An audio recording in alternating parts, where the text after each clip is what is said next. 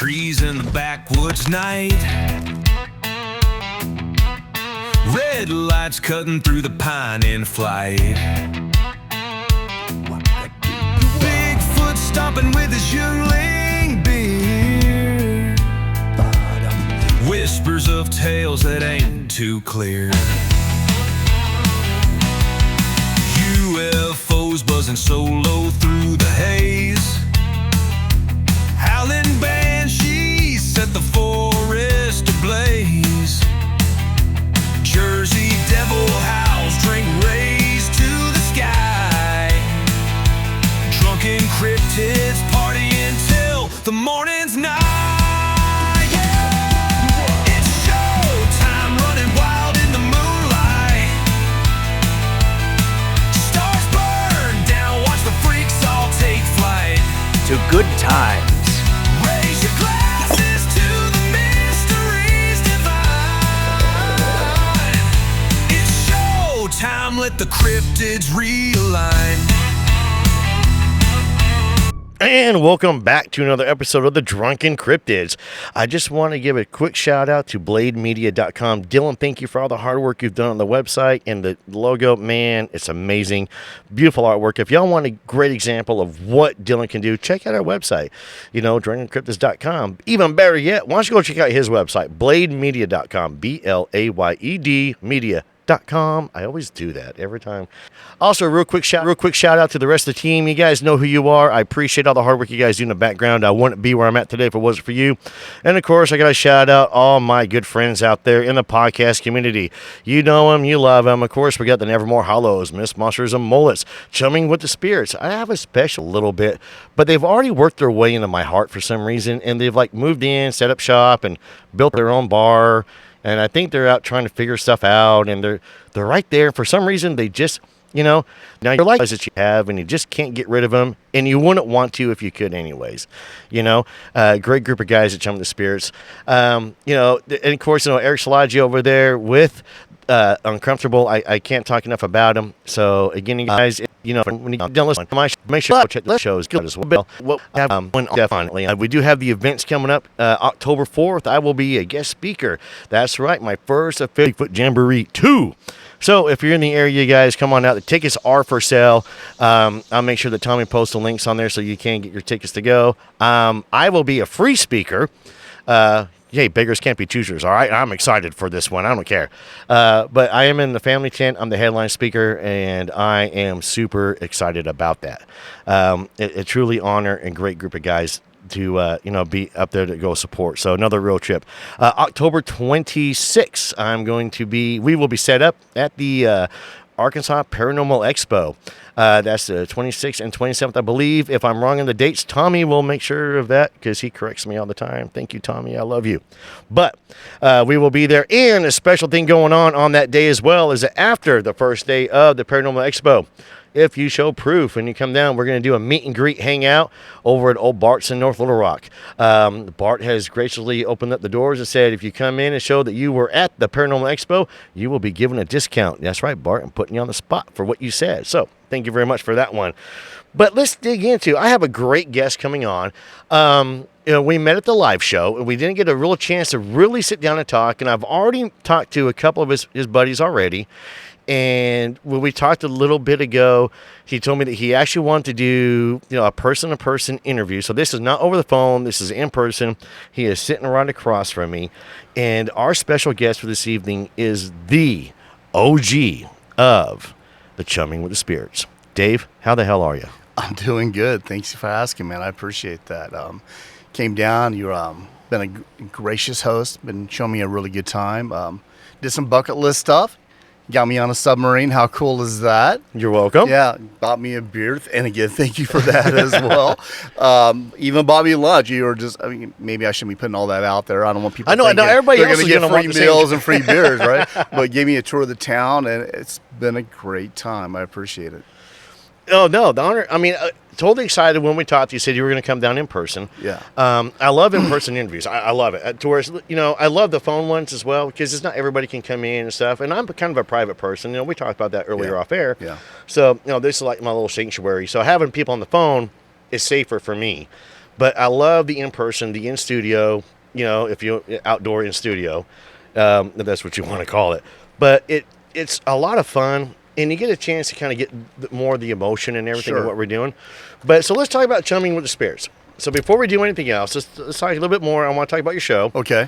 You guys are great. I'm not going to lie. So far, my favorite episodes you guys have done have been with, I think, Larry's buddy, who took him out, looking sky watching and stuff. Oh, yeah. With Jason, those are really good. Those are really good ones where they actually hooked me. I was actually hooked fully into those. Yeah.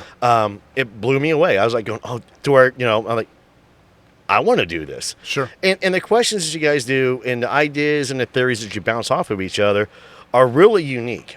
And, so tell me about the show. Well, it's basically, I've known them both for quite a long time. Actually, JD was a client of mine. He worked at a company that I would go call on.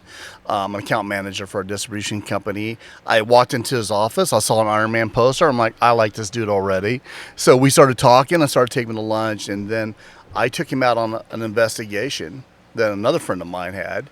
And we just started hanging out after that, which was a great time. Larry was part of that group that we went on that investigation with, which is Parachum. And so saying that, it's been a good relationship. Now, after doing several investigations together, hanging out, we were in my rec room talking about stuff. And we're talking about investigations we went on and the experience we had. And I believe it was JD said, hey, you know what? This would be fun. Sitting around a campfire, telling stories. It would be a great podcast. I'm like, yeah, that would be good.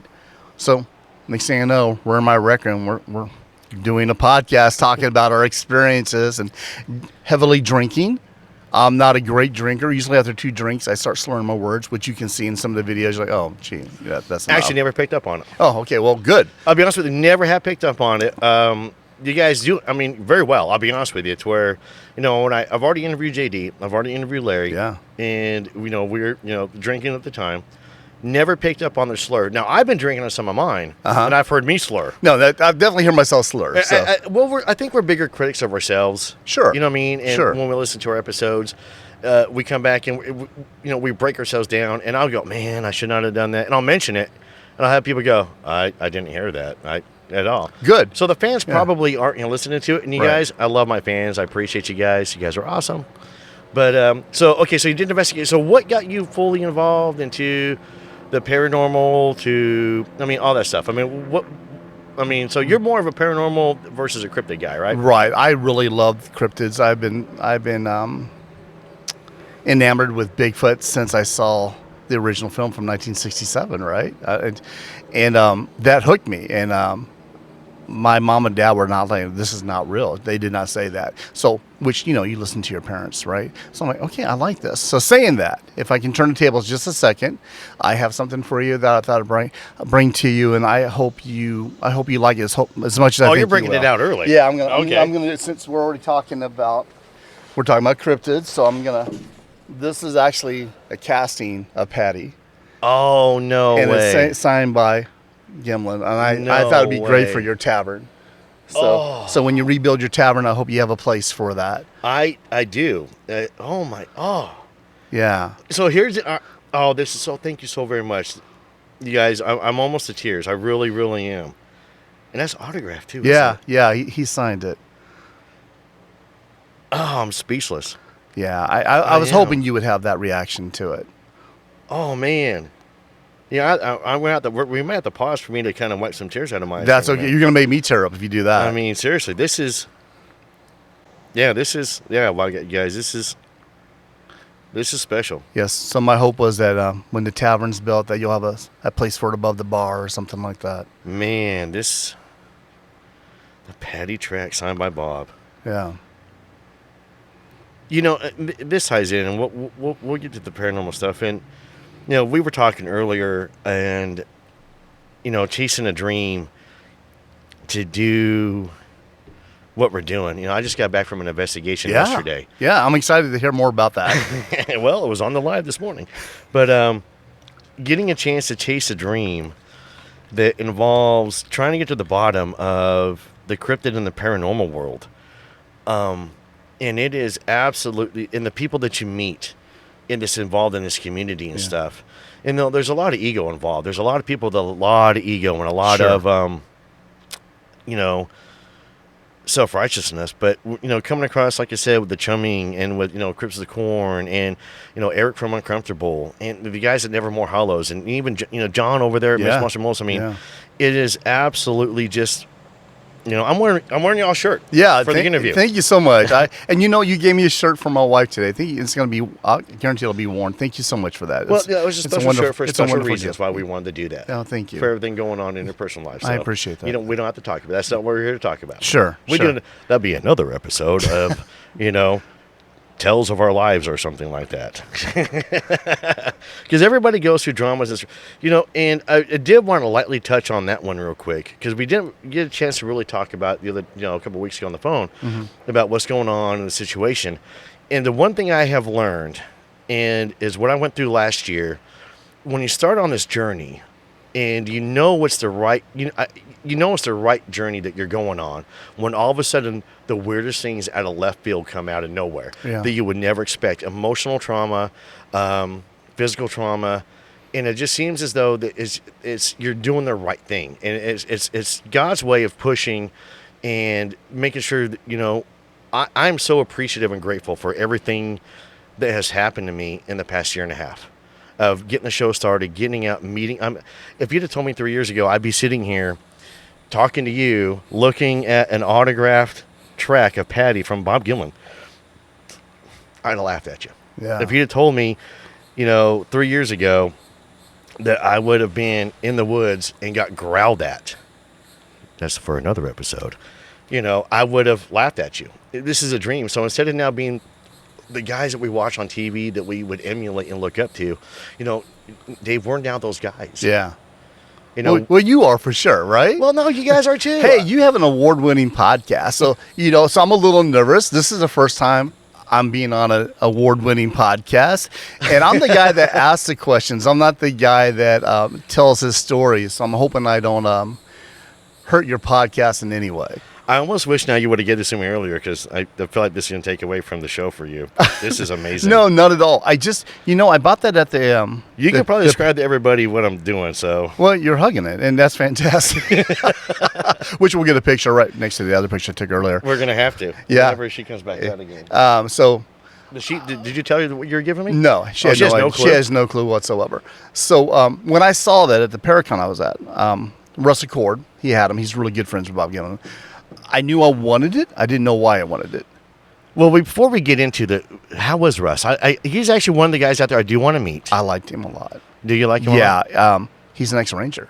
I know. And when he punched me in the chest, when he said, "You're a big guy," and he hit me, I'm like, yeah, don't do that again. Yeah. But, I immediately and he's bigger than you think he is. He's a big dude. He is a big dude. He's pretty big. He's in great shape for his age. I know his backpack, his rucksack that he carries is absolutely heavy. He carries it everywhere he goes. He maintains his upper body strength and everything going on. So I do want to sit down and pick his brain on, obviously not military stuff. We could do that plenty of times. Yeah. But, with how he was able to get into this field, what he's been doing, and you can tell from the show that he's on that he's very passionate about wanting to get to the bottom of these things. Yes. And I do know for other, reasons and stuff like that, sometimes how these shows are produced and all that stuff. So he would be a guy off air I want to pick his brain, like Les Stroud. Les Stroud's another guy that I look up to.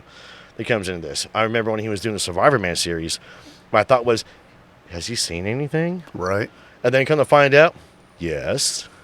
You know what I mean? Yeah. But Les Stroud's another person that I look up to. Could I go out and do the Survivor Man stuff that he does? No, but I'm glad he's doing it because he is doing the right thing on teaching the proper way. And he's honest, and he's very emotional on some of his episodes. When the loneliness hits him, it goes down.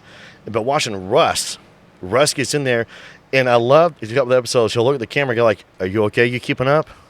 He's serious. Are you keeping up?" And I'm like, "Yeah, I know what you're doing. I know exactly what you're doing." Right. So you got to meet Russell Cord. Yeah, it was great, and I think JD gives me a hard time about it because I spent more time at his table than I did at ours. And he goes, "I think you hugged him." I mean, I don't remember hugging him, but maybe there was a bro hug or something. I would have. He's fantastic, though. And he said, "Hey, give me your number." I give him my number. He goes, "Next time I do a outing, I'll give you a call and start to learn to rappel." Go do it. Yeah, I haven't. I need to. Go for do sure. it. Yeah. Go do it. Go do it. Come down here. I'll work with you if I can. Okay. I'll help you out.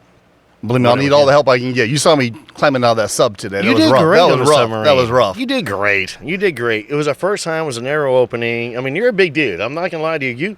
You're not. No, and I don't mean like you're fat. Trust me. I don't think there's an ounce of fat on you. Oh, well, you're being very kind. No, I'm being appreciate very that. honest. That's You're- my problem. Yeah, for an old guy, I do as much as I can, right? And again, I meant earlier what I said, where I thought you were younger than me. I honestly fully meant that. So when you were talking about grandkids, I was going, how old is he? I mean, dear God. I mean, I'm 50 in a couple of days, but there's no way he's...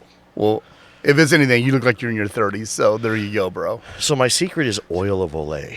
I saw a bunch of I saw a case of it in the hallway. Is that what it was? Oil of Olay. It works. I'm just kidding. I don't. Well, we talked a little bit about past jobs earlier. I worked for Kirby, and what's funny is that when I was working for Kirby, I had a secretary, and she would tell everybody, "Hey, show people pictures of when you were older." Because I was in the military, I looked like I was older because it was a stressful kind of life.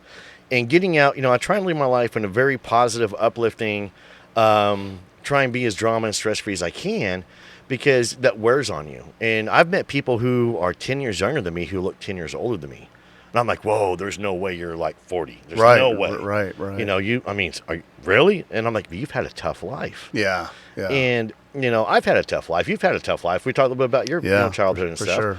But, I mean, coming out of what you've done, you look great. Well, I'll be honest with you. You're kind. Being positive and living in an upbeat, happy, go-lucky life and pursuing a dream, I think, helps with that as well. And, if you enjoy, if you're working and you enjoy it's your passion, you're not really working. Right. We have regular jobs besides doing this as well. And I think that helps with the counterbalance. Like on the investigation yesterday, I was like a kid in a candy store, like on Christmas morning. Yeah, I wish I would have seen that. I was excited. I forgot my pack. I was so excited. I found the one track and I forgot my pack, and I'm going chasing through these tracks and trying to figure out where it was going. I was like, oh, bleep, I forgot my pack. So we had to go back to get my pack, So, all right, but enough about me. All right. Yeah, but Chumming Sturts, they're great. JD, I absolutely love that guy. Larry, he's great. He's got a sweetheart, and both of them, they're both sensitive guys. And you put us together, there's a lot of man there on camera, so we have to find spaces big enough where we can. That's why we did the rec room for so long. So now we're doing a little studio in Parachum's apartment. Excuse me, Parachum. Sorry about that, bud. We're too close.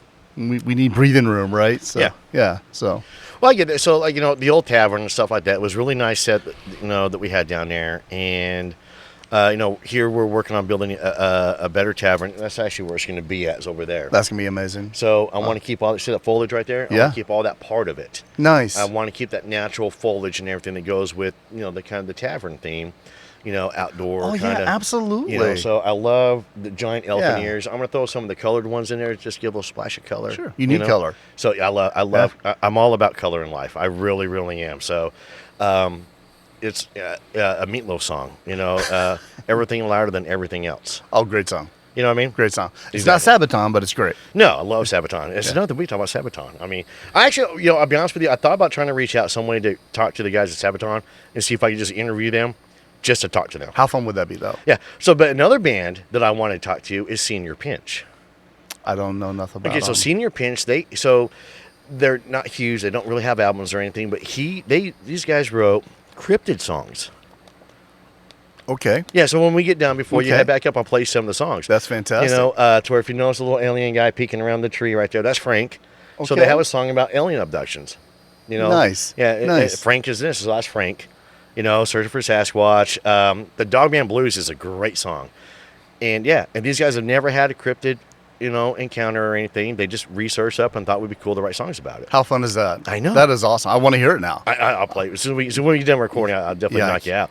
But, okay, let's go into, so what happened with you? What got you going on this path of paranormal stuff? Let's get to the heart. Let's get to the meat and potatoes. Okay. Yeah, let's do that. Let's jump in. First of all, I'm not sure I'm going to be as good as your guy you just had on that, the Shadow Stalker. Fantastic episode. I encourage everybody to listen to that at least twice. But mine happened at a young age. I was around 5 or 6 years old.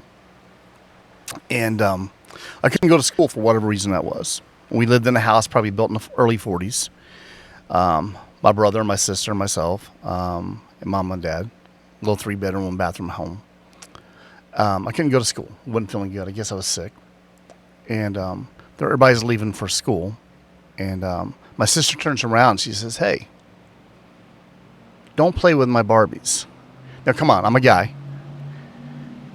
And I have my G.I. Joes. And I loved my soldiers. Loved them with my robots. So I'm like, whatever, I didn't think about it. So I'm into my room, playing on the floor. And there's, I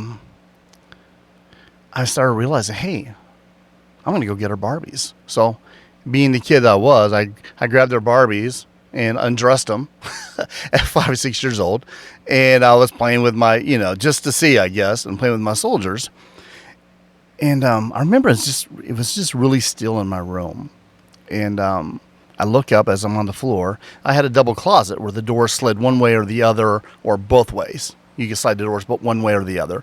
And they were both over to the right, leaving a opening on the left side. And I look up, and there's a girl in a dress.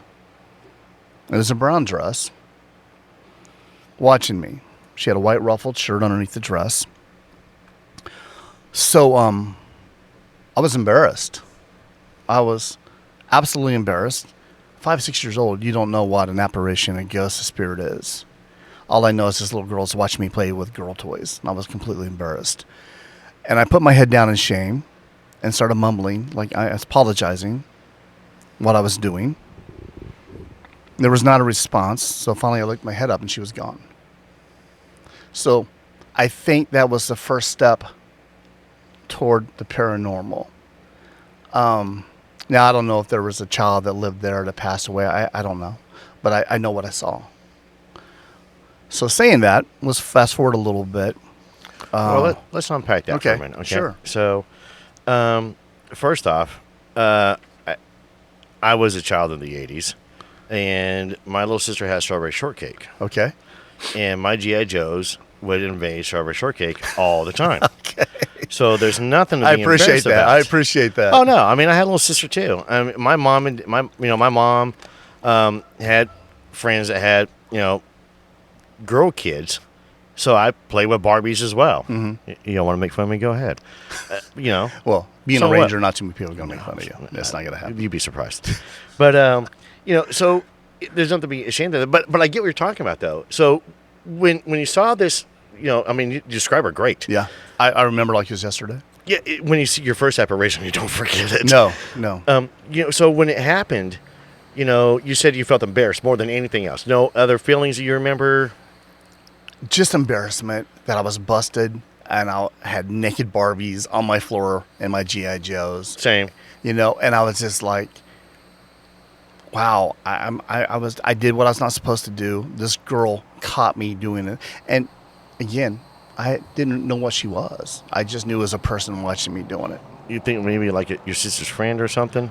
No, I was there by myself. Yeah, but you didn't think that at all? Maybe your sister had like a friend show up? No. Just that's kind of cool how... So, I talked a little bit last night how we rationalize our brains. When, something like that happens, what we do to break it down for, to justify.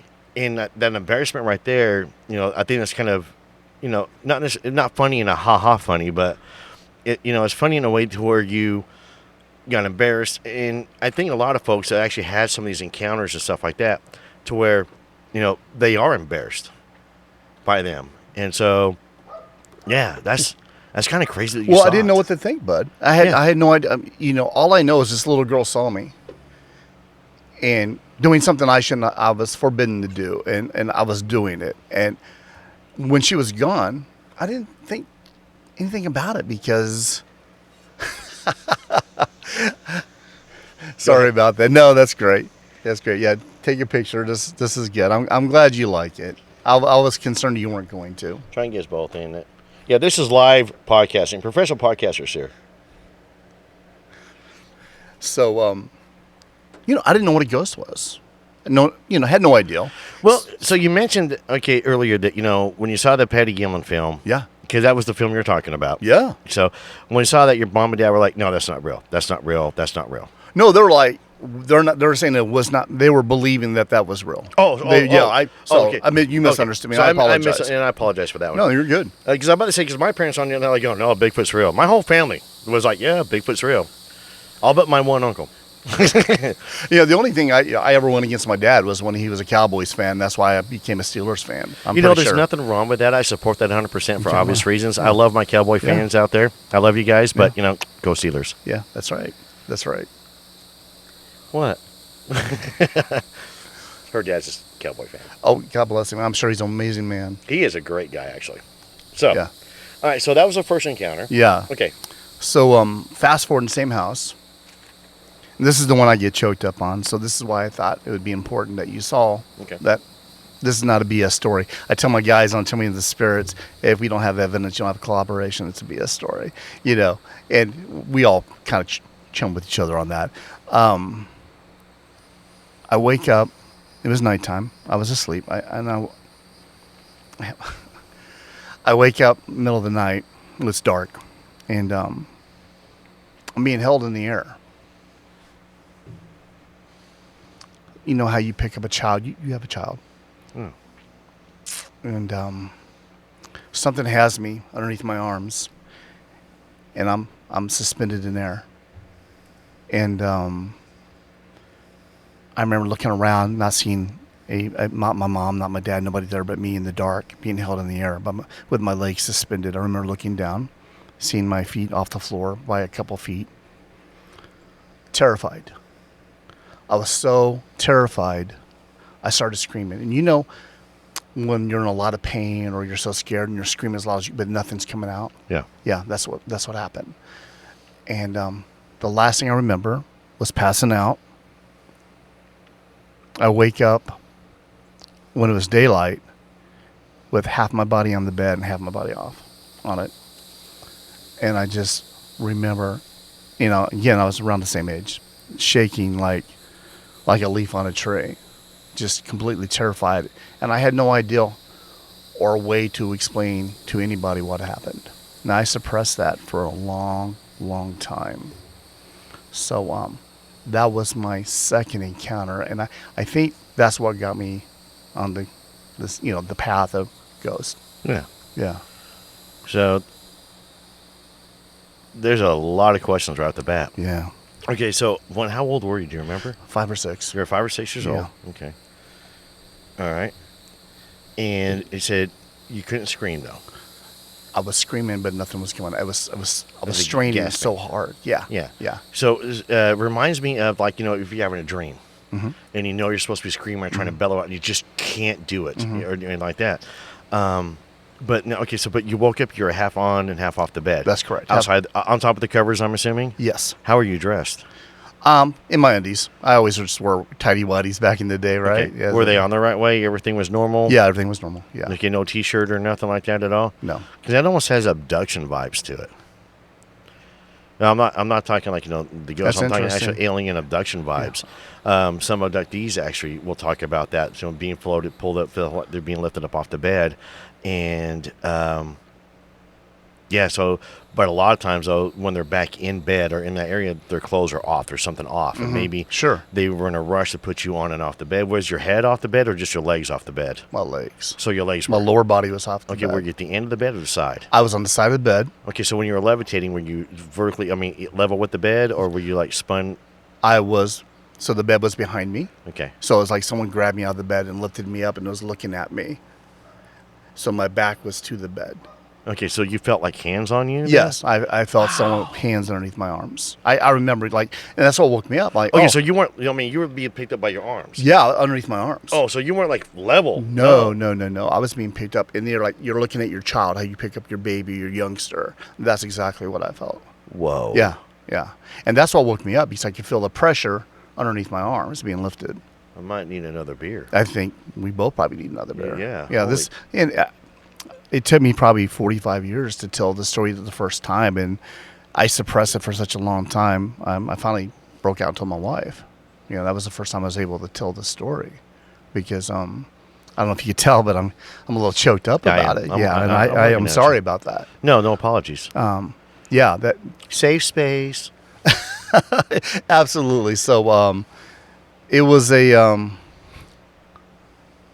it was the beginning of everything, I think. That got me interested anyway. Yeah. Yeah, I can definitely relate to a point of the beginning for me was in a haunted house as well. And going through the paranormal stuff, and it was it was not a nice haunting house. This was pretty horrible, honestly. It's where we crossed the road that the house was on when we were back in Utah a couple of weeks ago, and I was like, and there's Porter Street. You know what I mean? And just seeing the name of the road brings back all the memories and everything of what took place in the house. And I was about the same age. I was in kindergarten when this happened. And to where even after we moved, I had nightmares of this house after we had moved. No, I get that. Yeah. I mean, just horrifying. And I've never driven down that street since we moved away from that house. I don't blame you. Yeah. Now, I'm not going to lie, as a teenager, we did get drunk one night, teenage party things. Well, sure. Crew's like, go drive down the street. Sure. We're going to find this demon house. So, wow. Yeah. I mean, that is... I know it sounds really Hollywood. No, it's just not Hollywood at all. But and that's why I thought it's important to talk to you. What's got me going on that one, too, though, was being to lift it up and everything else like that. I'm actually wondering, maybe there was a possible, abduction scenario to it, maybe there. What more happened? There had to be more in the house besides just these two stories. Well, that's happened with that house, and we moved, recently after that, so... Okay, so I'm wondering, if you moved on that one, I wonder if maybe mom and dad were catching on something was going on. Could very well be. Because that's why we moved out of the haunted house. Yeah, we could very well be. Mom and dad, like I was telling you earlier, we moved from house to house all the time. Yeah. We never had a school, right? Was able to sit and have friends because as soon as you made friends, you were gone, right? Exactly. Yeah. So we moved to Martin City after that, and which is in the Grandview area of Kansas, suburb of Kansas City. And I do remember, and that was a newer home. We stayed there about a year. I remember we had a Ouija board, and Mom thought it was great, and we played with it. Was the Ouija board the previous house? No, I don't think so. I don't remember. I don't remember. Okay, so maybe they were playing with it when y'all were asleep. Could have been, because I remember we used to have block parties all the time at the old house. People would come over all the time, in and out of the house quite a bit. Yeah, we're getting down. Yeah, we're theorizing here. We're breaking it down. I think. Yeah, and I never thought about what you just brought up as well. So that's.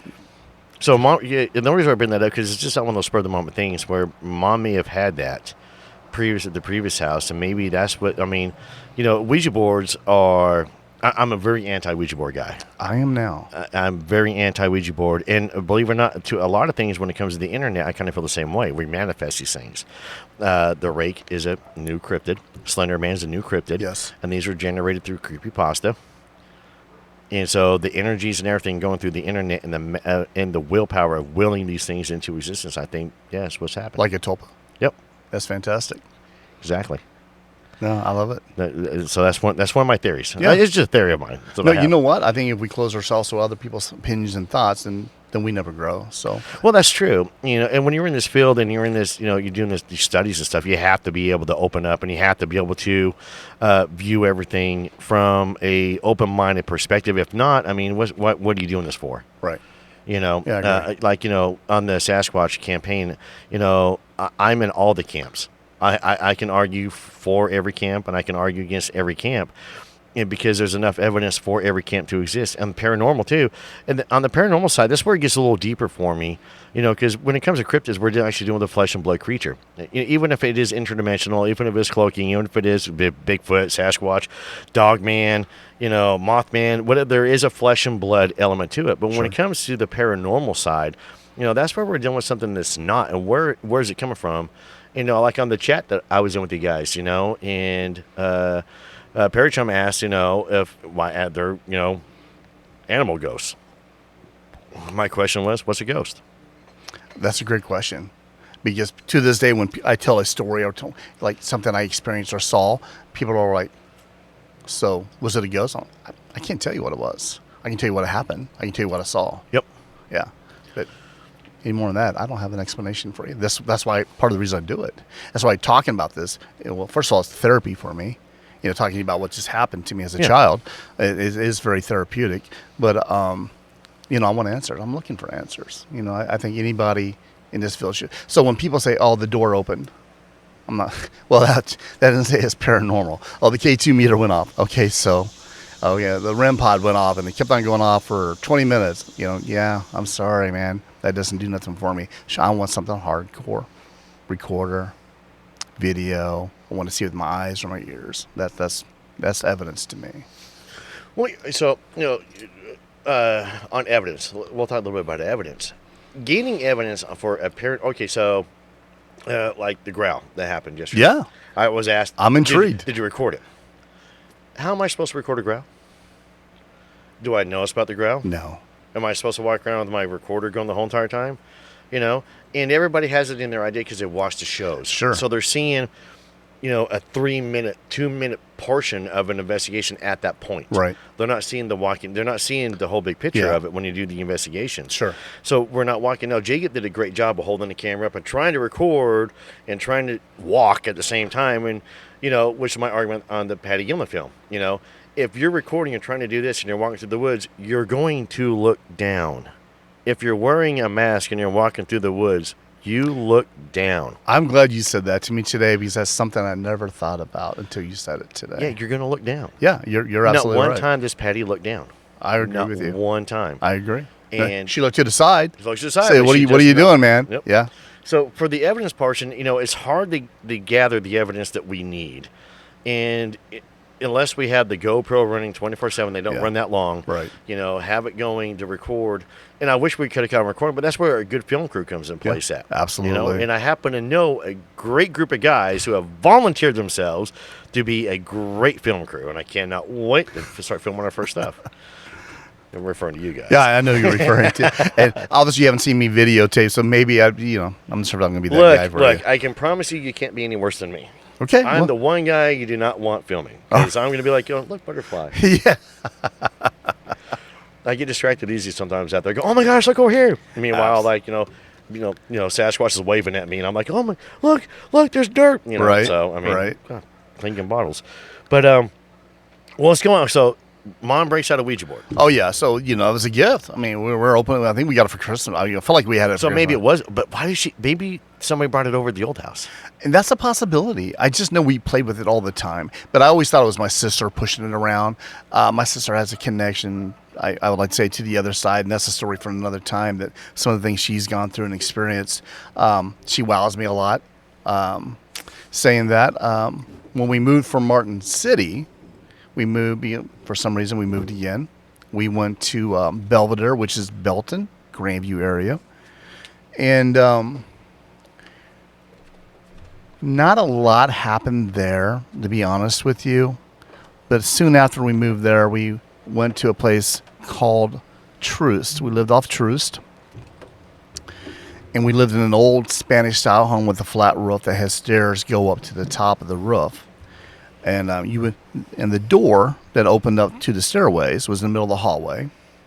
And we would periodically, we thought we were hearing footsteps going up and down the wooden steps up to the roof. I can't say a lot about that with what I went through, but I can tell my mom felt like she's being watched all the time. She had that sense that we were being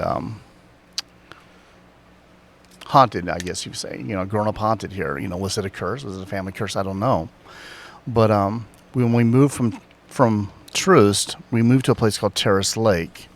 And I talk about this on one of our podcasts. My sister comes up to me. She's 3 years older than I am. And she goes, hey, you want to switch rooms? I'm like, absolutely. Your room's bigger than mine. Why wouldn't I want to do that?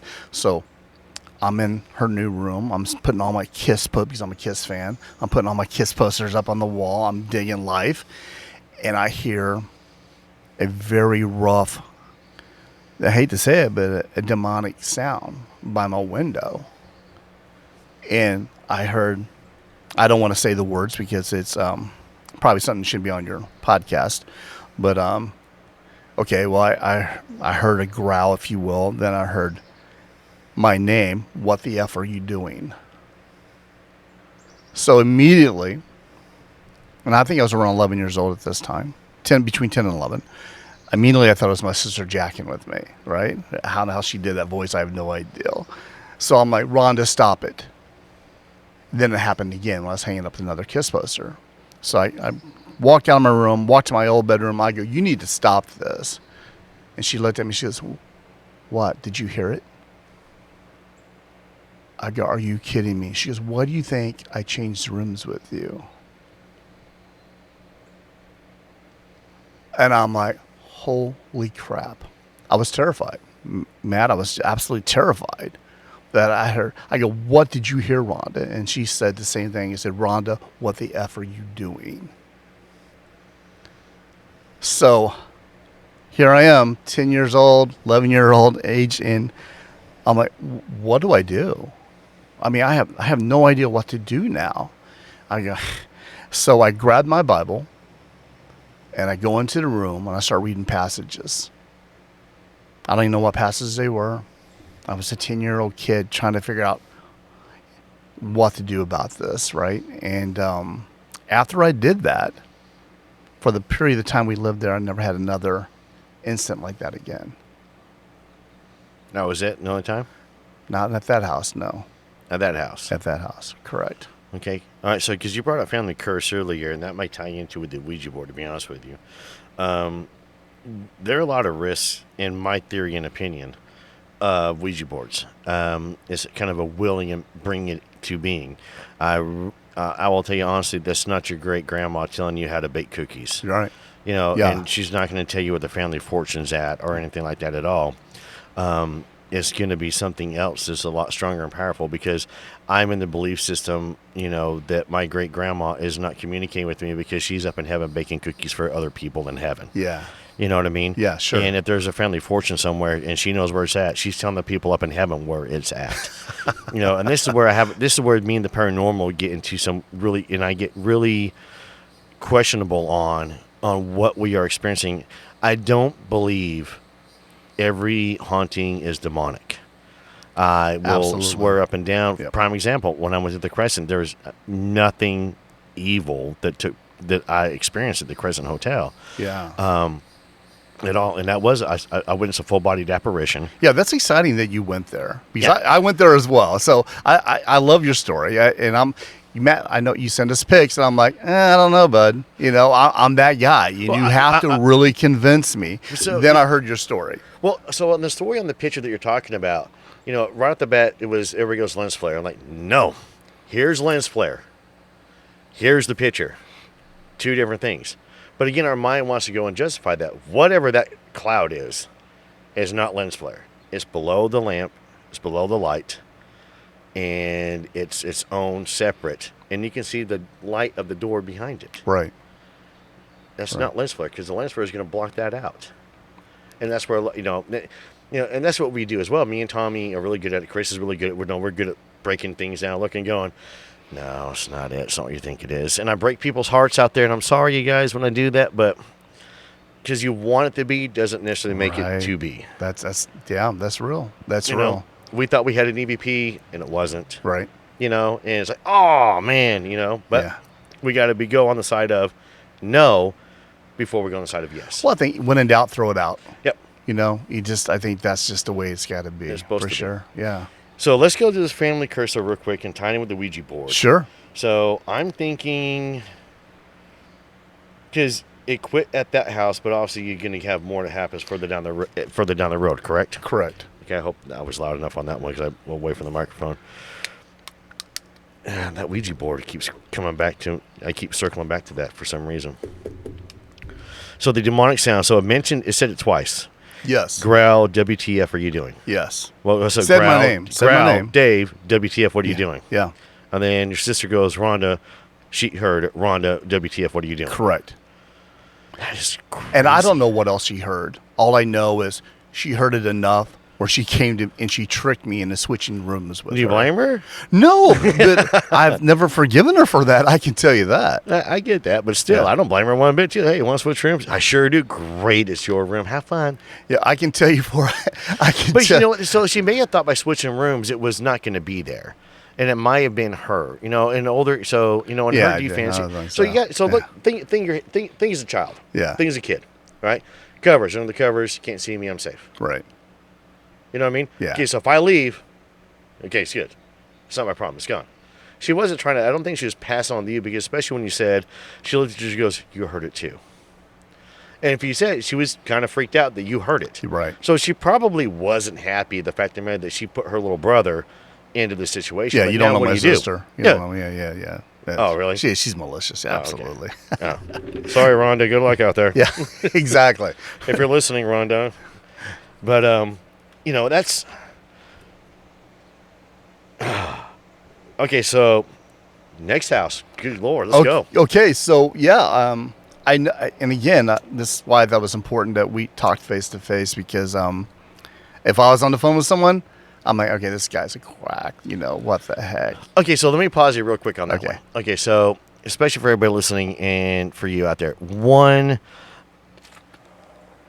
everybody that's had some sort of cryptid, paranormal, crazy, scary encounter in their life is they doubt themselves, they question themselves, and there's a lot that goes into it. There's a whole bunch from what we see on TV shows, movies, religious backgrounds, bringing up the society, cultural beliefs, society beliefs.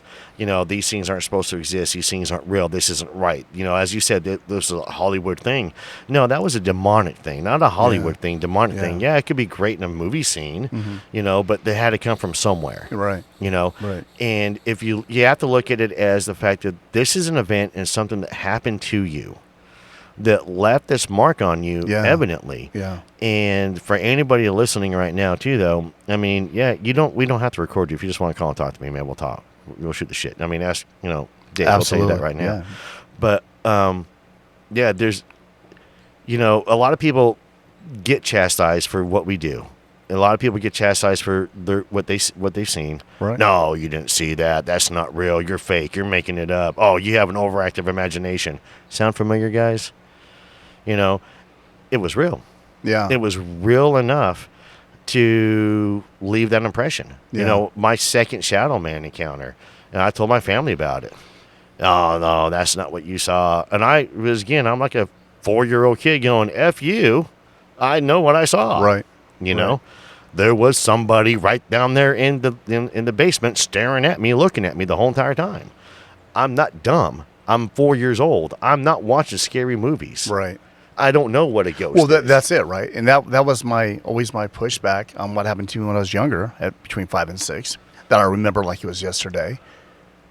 I didn't know what that was. Yep. How do you explain that? And when you tell people that don't do what we do, they look at you like you have like three eyes, Yep. right? And you just like, okay, I just run that relationship. So you can't do that. That's why it took me so long to even talk about it the first time. So on that token too, so what's funny is so when I was getting ready to start the show and starting to build everything up and get everything put in place for it to get launched, I'd have people all the time. Really, you doing Bigfoot? Really? He's, oh, come on. And I'd bring him certain little clues to him. And I'd be like, yeah, okay, so let me ask you a question.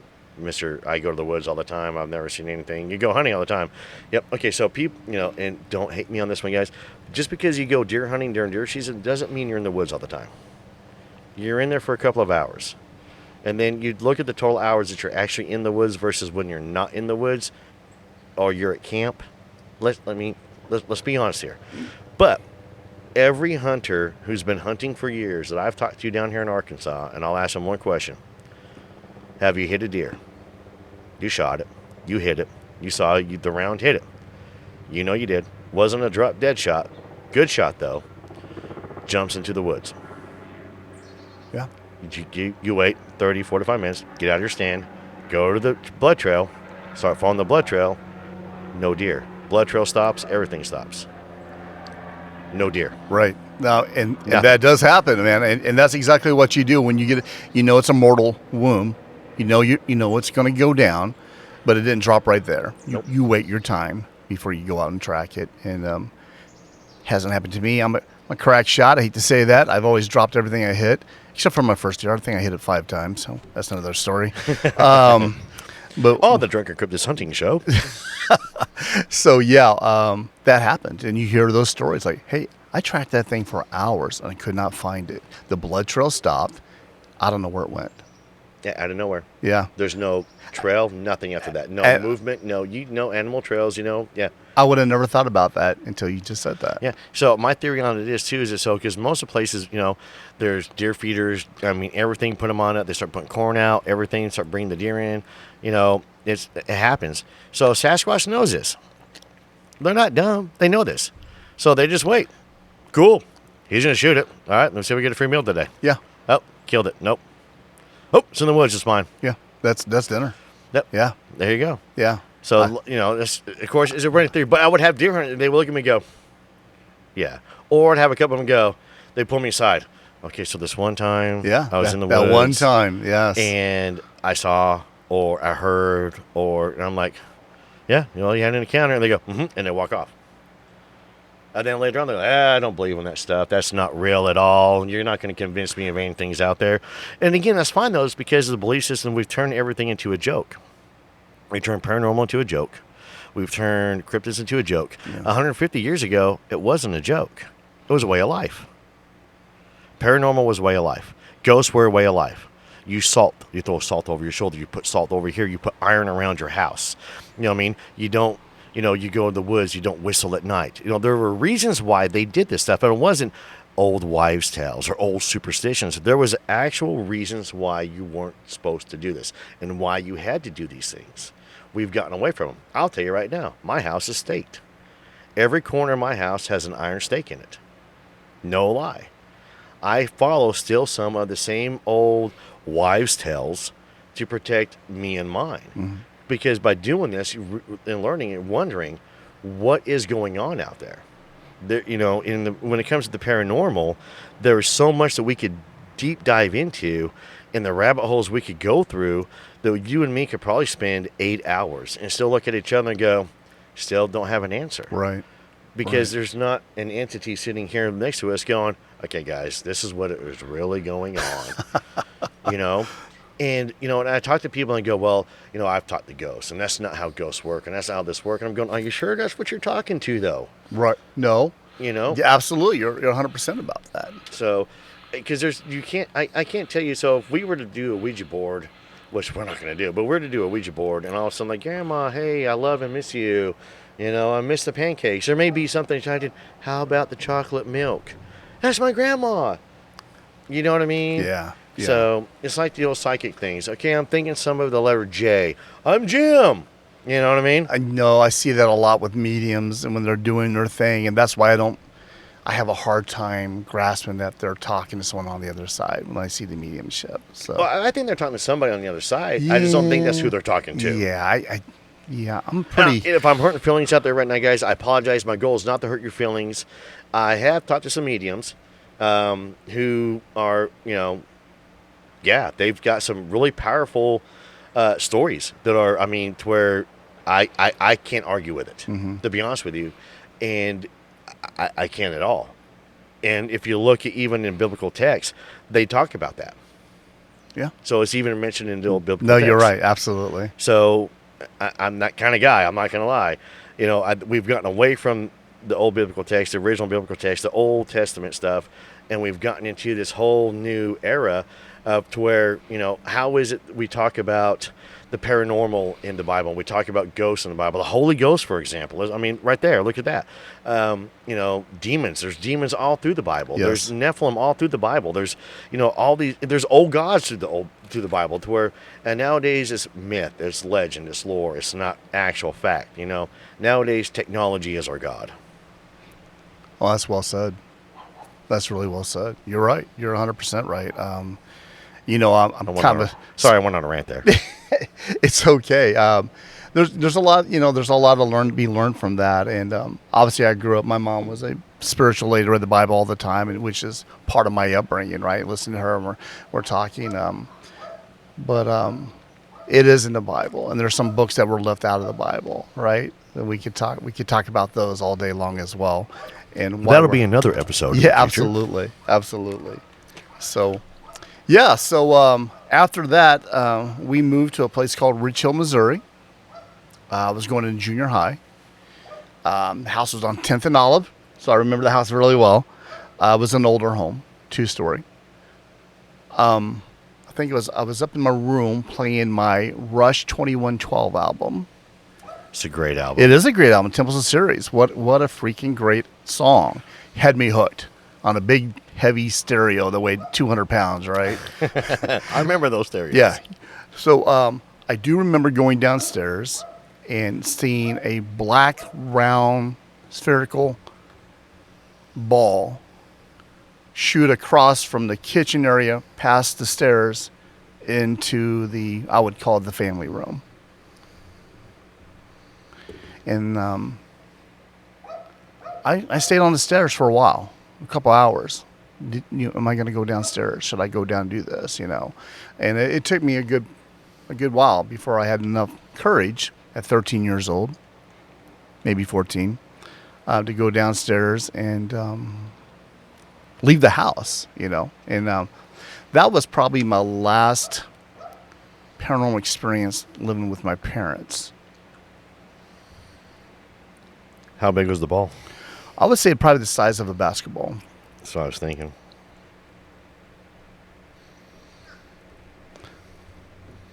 And it just completely unnerved you and... Absolutely. Yeah, I didn't know why.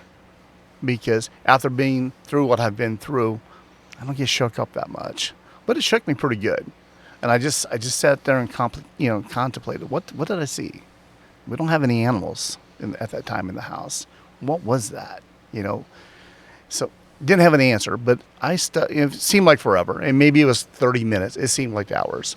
I just sit down on that first landing, looking down like, am I going to see it again? Do I want to go down there and look? So when you say junior high, do you remember about what grade you were in? It would have been 8th grade. 8th grade. It'd been 8th So grade. right, starting the major part of puberty. Right. I had puberty around 10. Then nothing after that. Yeah. Nothing after that until I started investigating and doing stuff like that. So, yeah.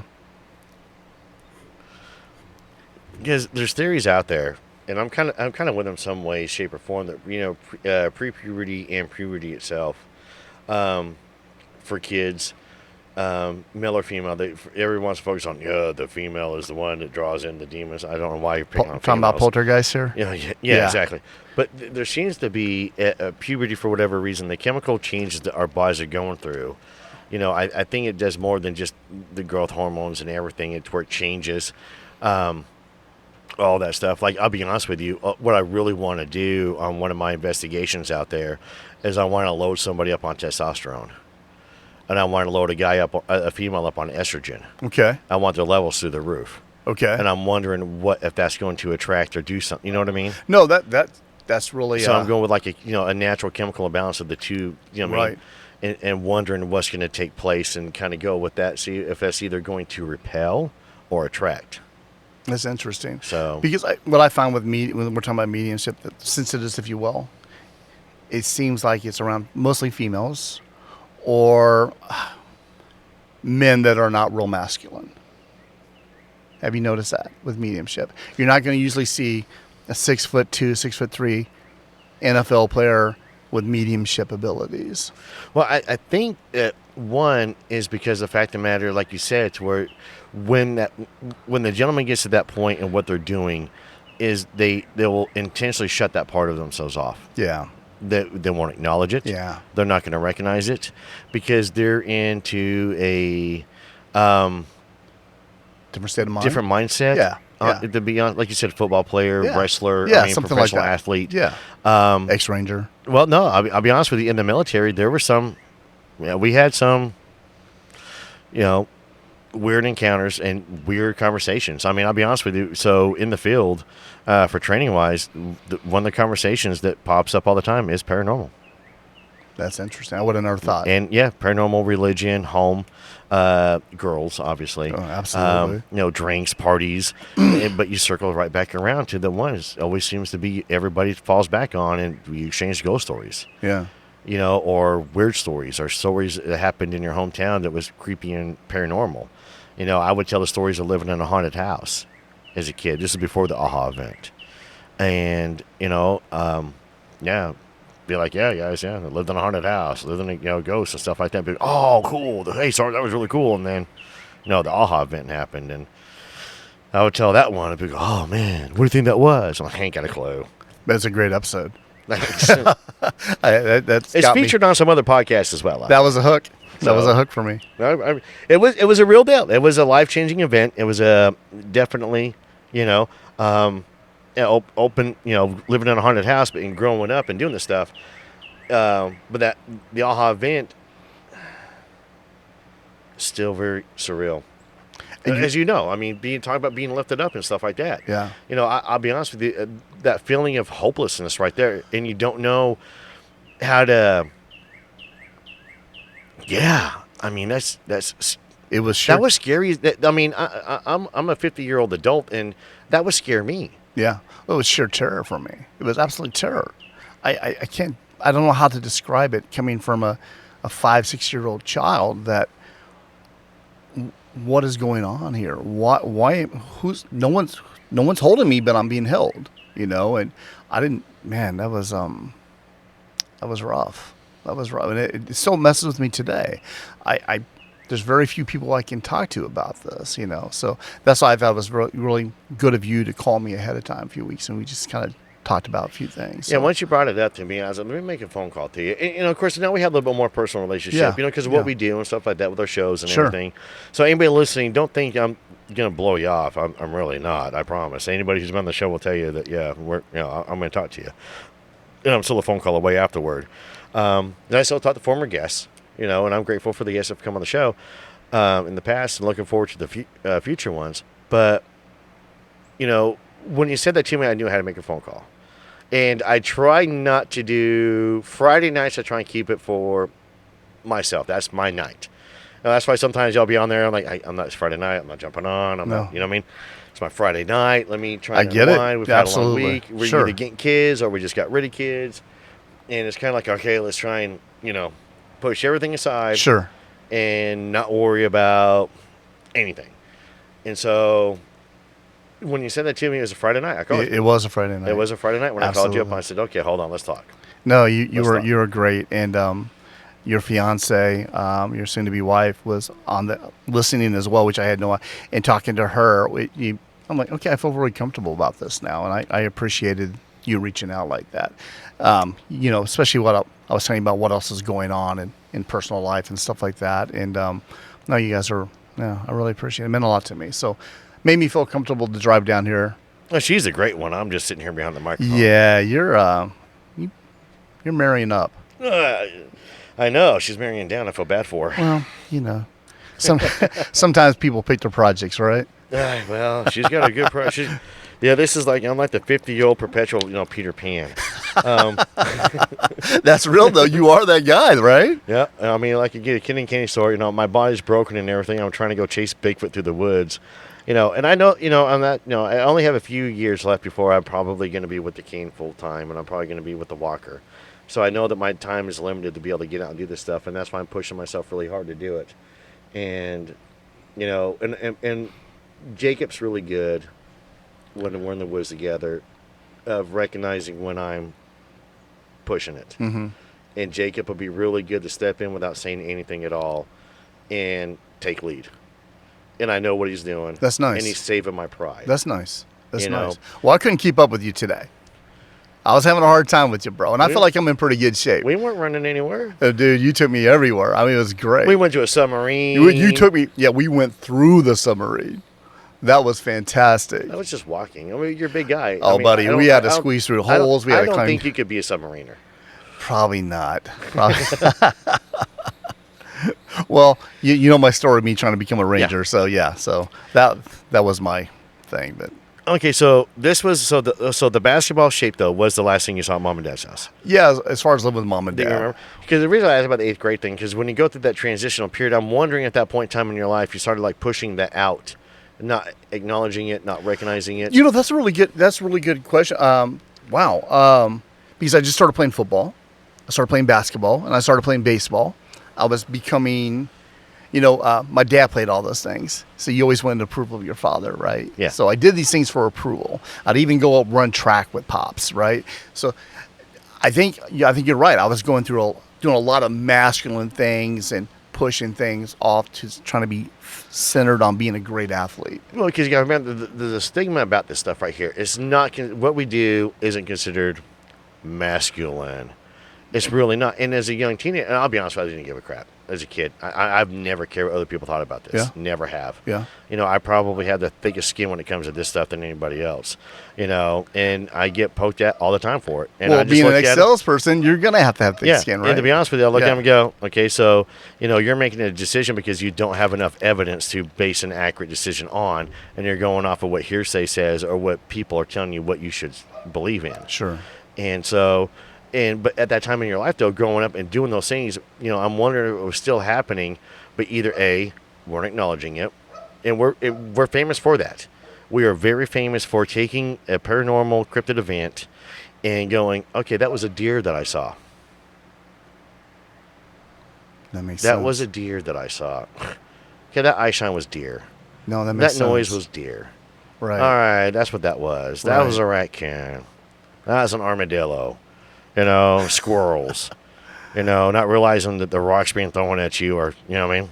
Just Squirrels something, throwing nuts. acorns falling out of the, Yeah, it's just falling on the nuts tree. falling out of the tree. You know No, what I mean? that's real, and we do that. I mean, I think you're a skeptic as much as you can be on anything you do in investigation. I know I am because the guys get mad at me sometimes. I can tell them, okay, I'm getting on nerves. Like, oh no, that doesn't mean nothing to me. That I want to see you convince me that's paranormal. Yep. Yeah. And what I've learned too, though, is like, you know, the paranormal cryptid world is like a lot like fishing. Okay. Yeah. You know what I mean, you're always catching fish.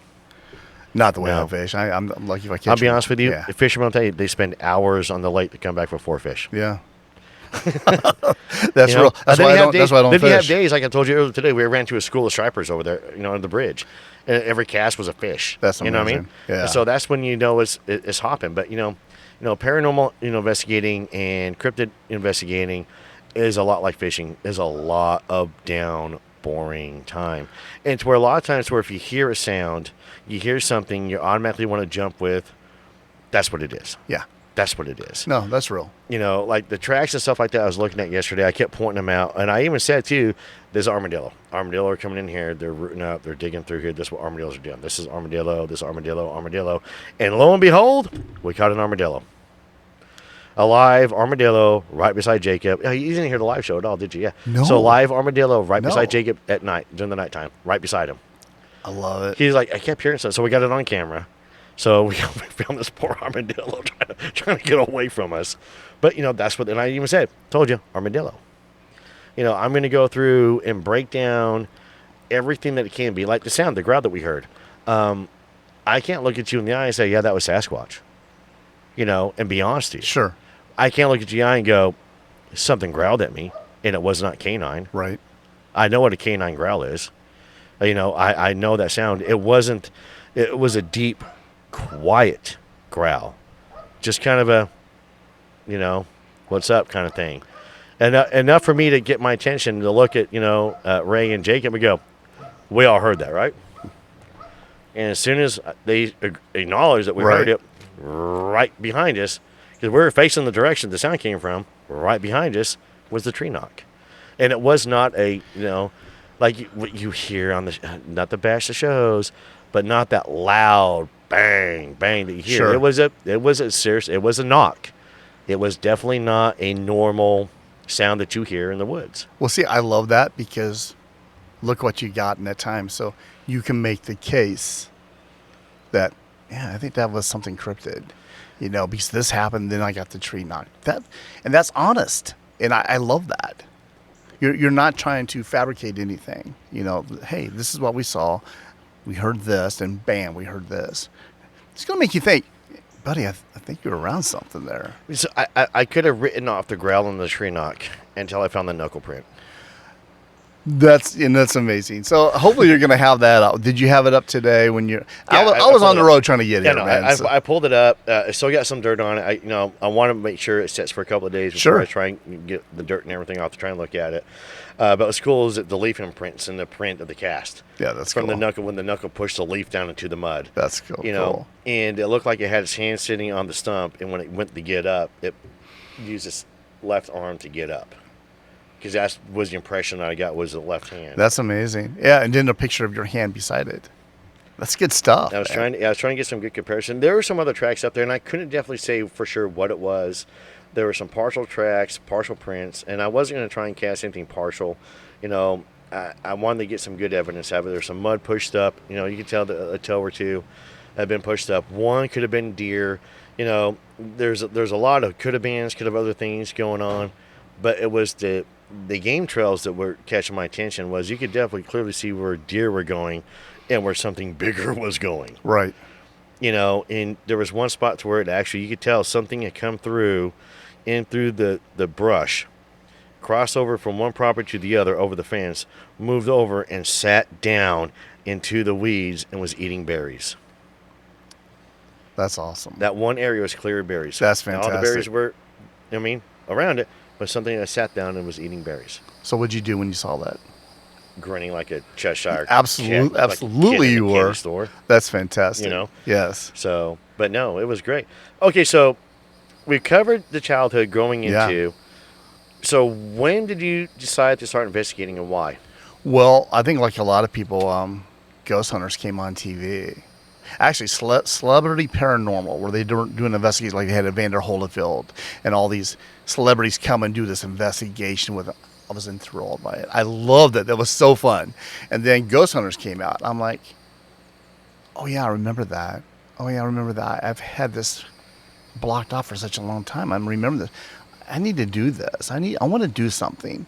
So I was talking to a friend, Gib Vinson, fellow electrician. When I was an electrician, we were working in rehabbing an old building, and we're sitting in the hallway talking about paranormal. And believe it or not, Matt, that same black ball, the same size, goes right across the hallway that we had our backs to. My back was against the sheetrock. His back was against the other sheetrock. We both saw it at the same time. Gib, if you're out there, buddy, you know what I'm talking about. We saw it go through this building. It was not a rat. It was not a rodent. It was an old building, though. They're redoing it. But it went right through the wall. And Gib Ground and I, level? Yeah. We were sitting. It was probably a foot off the ground and just went right through the hallway, like a 4-foot hallway. And we saw it. Oh. Okay, so it wasn't a rat or anything you said, but it was... Okay, the floor again. So was it on the floor or a little above the floor? A little above the floor. So it definitely wasn't a rat. It was a black actual ball. It was like another ball about the size of a basketball. A black crazy. sphere. And I saw it. And I looked at Vince, and he goes, "You saw that, right?" And yeah. So I started looking behind the sheetrock just to make sure it wasn't a rat or something like that. You know, you're trying to make sense of that, right? You're trying to, what did I just see? Surely it's an old building. It's got to be. No. There's nothing there.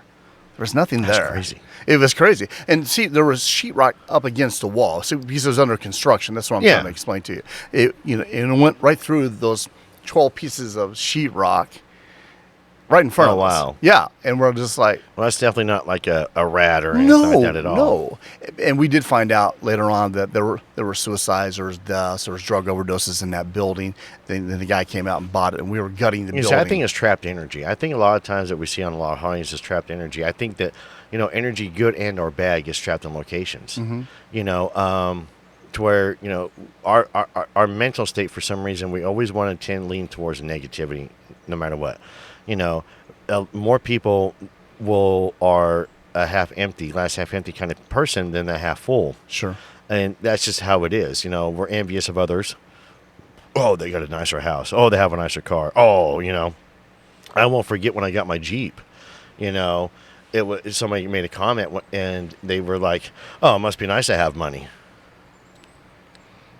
And I went, "All right, hold on. This has been a dream of mine for years. Right. I'm 46 years old. I'm going to go buy me a Jeep because I can." Yeah, absolutely. So, absolutely. Yeah. I mean, yeah, have money. No, it just means I'm retarded. But at the same time, too, so we're drawn to that. We're drawn to that, instead of being grateful for what we have in front of us, we're drawn to that negative side. Yeah. And the energies get trapped. So have you ever been to a place? And we'll go a little. We're gonna go down a rabbit hole. Okay, let's do it. Okay, so you've been to a place, and you just felt happy. Yeah. Yeah. You don't know why. Just being there for some reason, you just feel happy. Happened today. Just like it's just really cool. Yeah. But then you've been to a place where you feel oppressed. Yeah. The Yeah. trapped energy. Yeah. So so I'll use church for example. Okay. So most of the time when you go into a church, you feel kind of a little enlightened. Yeah, a little happy. Yeah. A little lighter, Uh-huh. you know what I mean? Because of that happy energy that's going through and being put into that location. Wedding chapels. You go to a wedding chapel, you're smiling. Even if you're you're there to see someone get married, you don't give a crap. You're still, because that trapped energy has been going on over and over again. That positive energy being trapped. Okay. Now let's go to a funeral home. Whole different vibe. Yes, totally different Yeah. vibe. Same people, same everything. Yeah. And you could be going there not for a death that you're going to, that you're mourning, but just to go there, and the whole vibe is totally different Yeah. because of that trapped mourning energy. Wow. So I think a lot of that happens. I talked to somebody, they were talking about how they heard like glasses clinking and stuff like that. It sounded like a party going on in their house. So that's happy trapped energy. Whatever happened at that moment, though, everybody in that room at that moment was so happy that the energy got released. I love that.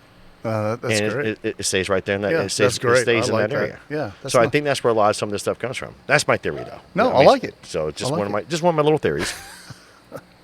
You have a few, right? I could probably write books. I'm surprised you haven't started. I wouldn't know where to begin. Sure you would. I would not know where to begin. Your to be aha honest with you. moment. I would not know where to begin, and I wouldn't even know how to start. I think you start with the aha moment, then you go back, then you revert back to your childhood and get back to the aha moment, and then go from there. I think the aha would be a good short story. I think it's not a book. It's a wonderful story, but it'd be part of your story. It's part of who I am and who I am today. Absolutely. Like the levitation thing, which blows me. That's awesome. I mean, when I say it's awesome, Yeah. I'm not saying that into a jump up and down for joy event. Yeah. But you had a chance to experience something that is so paranormal that only people you would think that people in Hollywood are going to write about. But here's the thing: they wrote it from somewhere. Yeah. They had an encounter or something from somewhere, and your encounter is so unique. And to me, I think every encounter that people have is awesome because they were open enough at that moment in time and to experience whatever it was. I do think it was demonic, which is not awesome. And I do think that there was a lot more going on with the Ouija boards and the parties that were going on with your mom and dad. Not a shot at your mom and dad. No, by any I means don't at take it. all. I don't take it that way You at know, all. Yeah, and you might have something there. I suppressed that for such a long time, to be honest with you. Which I've already said 2 or 3 times on your episode here. I couldn't talk about it until I started seeing other stuff on TV. I'm like, oh yeah, oh man, I remember that. It was just tough. It was hard, And Matt, it's hard for me to make eye contact because I don't want to break down. But You're fine. It's okay. Save Save space. the girl in the closet didn't affect me emotionally. I'll be honest with you. So apparitions to me are like, whoa, that's kind of cool. Yeah. The lifting thing, I'm with you on that one. Yeah, that's I still fight that today. And if I had like a bottle of whiskey here, I'd be slapping it down right now. And good thing there's not. Yeah, you got to drive. I do have the drive, and I don't want to make you call like, "Hey Matt, come get me." Oh, I will. Yeah, I know you would. In a heartbeat. But I've seen, and I don't know if it's just because I've been told I'm an empath. That had a lady that studied orbs and auras and all that stuff, and she said, "Well, so you're good at your job. You're an empath." And I'm like, maybe that's why I'm seeing my fair share of apparitions because that's like 0.1% people ever see that. Well, I Well, do we got believe going. I can tell you right now, you are empathetic, and I picked that up today with you, and it's just how you are, how you discuss, what you talk about, how you view things. You're very empathetic, and I relate. I'm the same way. Because you've seen apparitions as well. Yeah, I've seen apparitions. Absolutely. So it's funny. I've seen more shadow people than apparitions. I can tell you, I've seen for sure 2 apparitions, one at Fort Hood, and then recently the Crescent.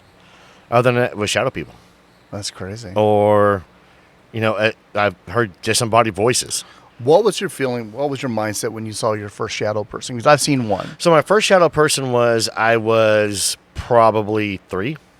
Oh, wow. And you remember this? Yeah. Fantastic. And the reason why is because the whole evening was unique. And I talked about it before on the show, but we'll talk about it again.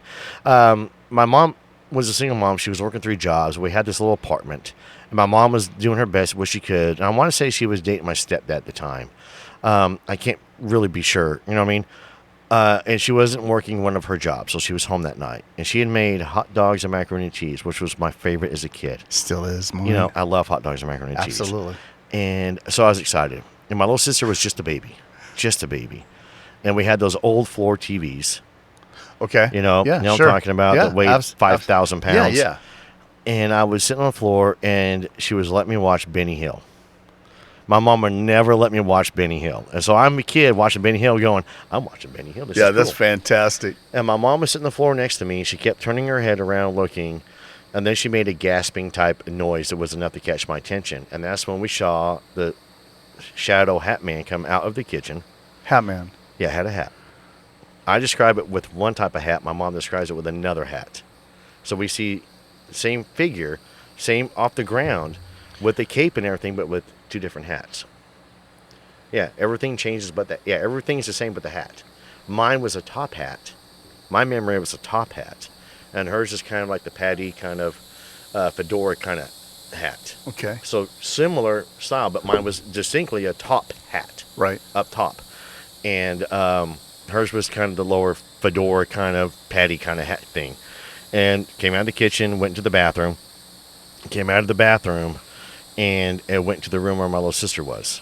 And my mom jumps up, runs in there, comes back out, has my little sister. Oh, my God, yeah. And then about 12:30 at night was when my grandma, my aunt showed up out of the blue. No phone calls, no nothing. And we moved out of the house. Out of the apartment, right then and there. That morning we were gone. Holy smokes. I never went back to the apartment after that. Wow. Yep. So me and my mom talked about it. So it's funny, doing the show and stuff like that. I'll go over and hang out with them. It gets brought up from time to time. Sure. And my stepdad, a great guy, but he'll be like going, yeah, look, my mom like, why didn't you ever tell me? And she goes, you gonna believe me? Well, that's the caveat in that, right? Exactly. Who do you tell? Exactly. Yeah. So there's a lot more. So like my grandma had feelings and everything. She had to come and get us and stuff like that. There's a whole lot of stuff. My mom was hearing her father's voice talking to her, and he was passed away. My grandma was feeling his presence, like something was wrong with my mom. So there's a whole lot there that was going on. Because I asked my grandma years later down the road about it. I was like, hey, let's talk. Come on, Grandma, I'm a teenager now. Why don't you tell me what happened tonight? She goes, I'll tell you from my perspective. I love it. She did. Isn't that amazing that you and I probably can't remember what we had for dinner 3 nights ago, but we remember things that happened like that to us years ago. It implants. Yeah. It left a marking implant. My second one was kind of a deep maroon that I saw. And that was the one that nobody believed me on.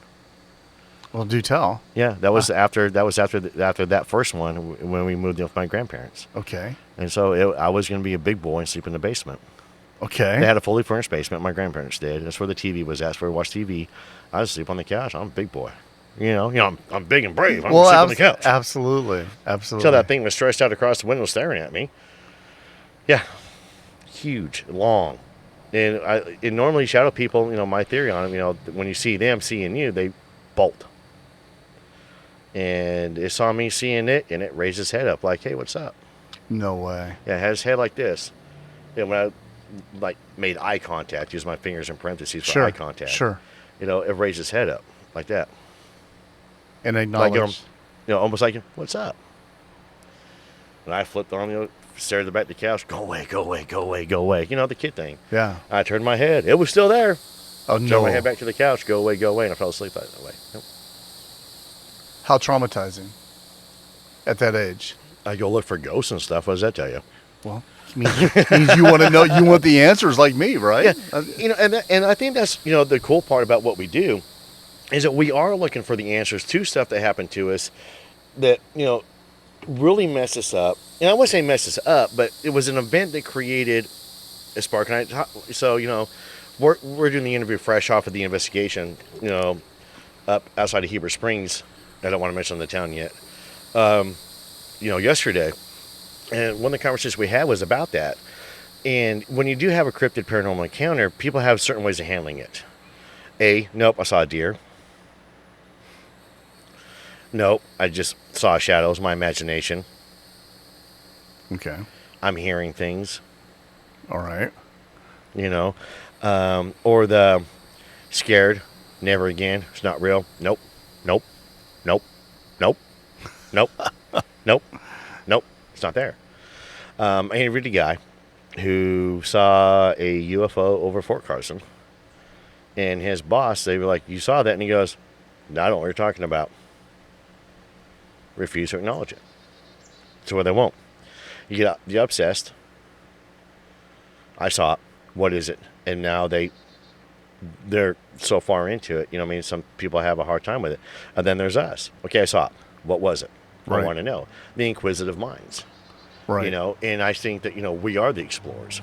And people who listen to the show are explorers. I agree. They want to know the answers too. I think my biggest thing is like what happens after you pass. I want to know for real. I want to know for sure. It's in the Bible. Yeah. Well, it is. It's in the Bible. But there's a lot of things that wasn't put in the Bible too, so it makes Still me in the question. Bible. Well, I agree with you on that. I can't. I know for a fact that when I do die, I'm going to be in heaven and Yeah. reunited, or whatever is going to happen. I'm Yeah, I going love to be that. happy, and I'm going to go. I love that. I do think that if what I was doing was wrong, if what I was doing was ungodly, I would not have the life that I have now. I would not have the blessings that I have now. I would have not had to go through the trials and tribulations to get where I'm at now if what I was doing was against God's wishes. Right. No, I love that. It goes back into that thing when you feel like, you've been somewhere and you feel happy, like it's the right thing. Yeah. And then go places, it's just not right. I Well, don't need to be here. I think you and I were talking earlier, and I really think what you're doing now is the right thing. I'm not just saying this podcast, but the in which, I'm just floored that you go on these Sasquatch investigations. I absolutely terrifies me to death because, let's be honest, if you found one in a bad mood, what he could do to a person is unbelievable. And missing 411, I don't know if we want to go down that rabbit hole or not. On that token too, though, you meet a dog in a bad mood. Yeah. You got cats, right? Yeah. I got one cat Still around. Your cat ever scratched the crap out of you? No, I declawed it. Oh, see, the difference. See, yeah, my cat on the head, she gets in a bad mood too. She'll let smoke know. you, yeah. So, oh yeah. Yeah. So they are they're going to have a bad strong, mood. So powerful. I just can't imagine. Because, I feel like I'm a strong guy. Mm-hmm. I feel like that, and I feel like with all the training I've had in my life, nothing like what the kind of training you had. It's a whole different kind of training. But I'll put it in perspective. I was at the Omaha Zoo. The wife wanted to go. I'm like, okay, let's go. So we went there and we had a great time. But I'm looking at this silverback gorilla from me to you in the glass, and I'm looking at him. And now I got 22-inch arms. I've benched 500 pounds. I've squatted over 700. And I'm looking at this thing. It would peel me like a banana. Yep. It was and it was almost 6 foot tall. It was close to 6 foot tall. And I'm looking at the size of the head mat. I'm like, I would not have a chance in Hades against this thing. And then I started thinking, how strong and how big a Bigfoot, a Sasquatch is. And it gave me chills. And then it gave me another respect. Guys who go out in the woods looking for this thing. It's a different breed of men that do that. Yeah, we're stupid. I wasn't going there. Oh, I'll go there. We're stupid. But knowing the But we're proudly stupid about it, Well, and the thing about it is, so, I'll be honest with you. Every time I go to the woods, there's a risk. And it's not just from Sasquatch. So the joke yesterday I had with everybody was this: okay, first one bit by a snake buys the beer. Yeah, but that's you though. That's totally you though. First one who gets bit by a snake buys the beer. Yeah. And I'm walking around in shorts. I'm in the crazy. woods. I am. I'm not. Chicken infested, by the way. Yeah, chicken infested. I was picking ticks off of me. Oh Jake my was God. picking ticks off That's of him. brutal. Toward the end of the night, I was tired. My body had had enough, and Ray was wanting to push in even more, and I was just like, I can't. And I was like, I want to, and I was coming up with lame excuses for myself. You know, it was a little embarrassing. And, you know, the explorer in me was like, let's go. Let's go. Sure. Let's go. And, you know, like now it's today, the next day. And I'm just like, maybe I should have. What if? What if we gone after the grunting noise? What would we have found? But that's Would I seen it? Would he finally showed up? We stood up. We said, here I am. And instead, I kept coming up with excuses. So that's a regret that I have to live with now. But this is what's going to drive you to go out there again. And We again, are. And again. We are. Yeah, Remember? yeah. You're going with me. Yeah, that's time. right. Hopefully, I'm not the decoy. No, that's Jacob. Okay, we're good. You know that, Jacob. All right. Well, Jacob's No, not here to disagree with that. So. No, Jacob's my 411. Right? But he did really good yesterday. Jacob, I'm proud of him. He did great. Wonderful job. I can't brag enough about what a good job he did. But, you know, but that's what drives us. You know, I grew up, you know, with, you know, you grew up, Indiana Jones, stuff like that. And I remember one point in time, I got asked when I was in elementary school what I wanted to do. And I said, I want to explore. And I got told, explore what? It's all been found. And that crushed me as a kid. As I grew older, that kind of stuck with me, and I had to look back and go, no, there's so much more to discover. Right. You know, and so now I'm on a path of discovery in this, going down this cryptid paranormal world. And I'm not saying I'm going to be the guy that finds Bigfoot, and I'm not saying I'm going to be the guy that comes and goes, here's the evidence for it. But, you know, I'm hoping through some of the research that we do will help open up doors for other researchers to be able to find what we weren't able to find. But you're doing you've got boots on the ground. You're doing the research. So it's going to be a guy like you. If it is found, it's going to be someone like you. You know, I hope so. You know, I hope there's a young version of me right now. Maybe my little boy or my little girl Okay. who, you know, 20, 30 years from now is going to go, look up and go, found him, Dad. Yeah. How cool is that? You know? How cool is that? So that was, you know, or some other kid, Sure. you know, that's listening and wants to be inspired. And I will tell you, the world is full of wonder. Don't let nobody tell you can't go find the wonder in the world, because the world is full of wonder. Yeah. Whether it is cryptid or paranormal. Look at a sunset. Yeah. Look at a sunrise. No, when I When was was the last time you just sat and watched it rain? you know, I love it. Or snow? No, I absolutely. We just had a rain not too long ago, and my deck's covered. So I'll go out there. I'll grab me a glass of tea and just sit back and we just watch the light. It's just a show. That's what I used to do for the tavern. Yeah, I would sit down at the tavern Yeah. with that metal roof and listen to it just kind of rain. Yeah, it's amazing. I spent one day last fall. The weather was perfect. It was drizzling, and I watched horror movies in the tavern all day. You know, My wife set me when we were in Jamaica. She set me down. She goes, "No, let's watch the sunset." So I had me 2 Bob Marleys, full of rum, and sat back, and it was amazing. It makes you, yeah, you know what? There is a God. Yeah, this is fantastic. So, but let's get. and I let's- think that actually that's a good place to wrap the show up on. That's a good spot right there. Okay. Well, Wrap it up on a great, strong, positive note. maybe next time I can tell you about my Stanley Hotel and all that stuff that I saw. We're going to, because there will be more. Yeah, we're going to do a lot more episodes coming up. We have some collaborations coming up. You want to tell everybody what's happening in September? Yeah, it's really exciting. We're going to go to the Sally House, and So who's we? we being yourself, Matt Orton, and Chumming with the Spirits. And I want you to go, because what happened last time I was there has never happened to me before.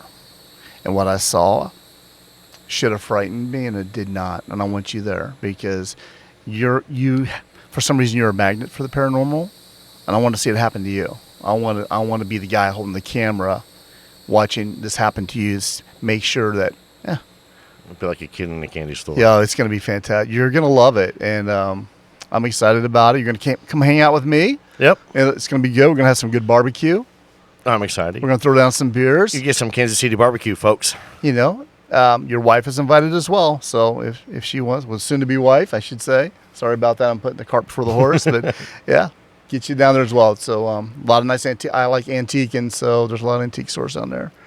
So anyway. Well, definitely. I'm sure she's listening, so she'll either shake her head yes or no when she's listening to it. But I do want to say thank you very much. I think it was very brave of you to come on and Thank share you. this with everybody. I know it took a lot for you to do it. Yeah. And I recognize that, and I'm sure the audience does as well. Not only could I see it in your eyes, but I could hear it in your voice. Yeah. For when you were talking, just I keep saying Almost said it again. There it is. It's all good. It's all There's so good. many uhs and ums, you know. And I talk to other podcasters. They go, yeah, I go through and edit those out. I'm like, why? It's natural. It's raw. Well, thank you for inviting me. I mean, I was nervous, as you know, and it's probably the first podcast I've been on without drinking. So it was a little rough, but being on an award-winning podcast, man, I keep mentioning award-winning. I can scratch that. I can scratch that off on my list, man. I've done that. I've been on an award-winning podcast with an amazing host, and you and your fiance just showed me a great time today. I'm forever grateful. Well, you know, that's the thing too, is that when you're coming down and you're, you know, we already have history, we already have connections and everything. And as I told Ray and Lisa yesterday, I said, next time y'all are down Little Rock, let us know. Hey, Seth, we'll take you to lunch. We'll meet you for lunch or something. And, you know,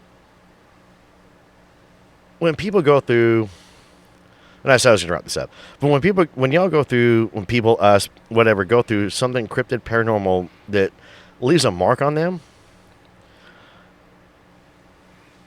it's life-changing. Yeah. And it's surreal. Yeah. To where you don't know how to handle it. You don't know what to do. You know, we were talking about, you know, data, something training data. We're talking about that. You know, like 30 years ago, 40 years ago, there was no website to go to see whether or not you weren't the only one. You know, you were made fun of. Yes. And even today, you're still made fun of. Absolutely. To a point. Absolutely. You know, but you're not. You know, and whether or not, the way I look at it is this, is for certain, you know, cases, you know, certain, you know, encounters, stuff like that, I can't say whether or not, I do think some of them are misidentifications, you know, but it was real enough to that person. Sure. It was real enough to them. Yeah. To change their life. Why not talk about it? Yeah. Well, every time I do, I always second guess myself, right? Everybody does. Yeah. I do. I look back on the AHA event. Yeah. I look back on some of the other stuff. And still my favorite episode. Well, I appreciate it. No, I appreciate you putting it out there. Well, I mean, I don't shy away from it. I really, really don't. You shouldn't. It's a great episode on a great podcast. So absolutely. Oh, easy. Oh, man. See, I choked him up. I did. You did. I'm I so breathed sorry. and swallowed at the same time. So I'm learning how to do that again. But, well, Dave, thank you very much for coming on the show. Absolutely. Thank you for I having want to me. say that. So tell everybody real quick before we wrap it up, where can they find Chumming with the Spirits? Chumming with the Spirits. You can find us on Spotify, YouTube, and TikTok, and all the other social media outlets that we're doing.